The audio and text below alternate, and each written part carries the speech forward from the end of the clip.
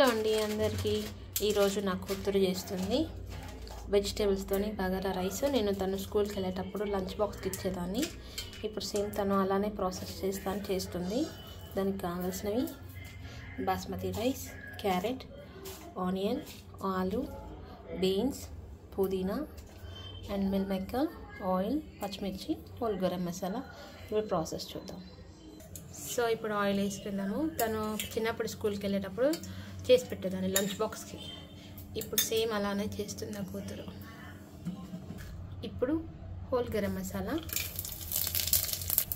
Onion, ఇప్పుడు మిర్చి, ఇప్పుడు బీన్స్ వేసే, క్యారెట్ వేసే, ఆలు, ఇప్పుడు మొత్తం కలుపు. సో ఇదండి, ఇది ఒక్క 1 minute వేగనిద్దాం.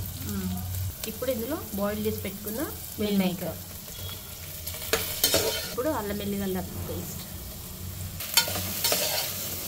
ఇదండి రైస్. ఇప్పుడు రైస్ వేద్దాం. బాస్మతి రైస్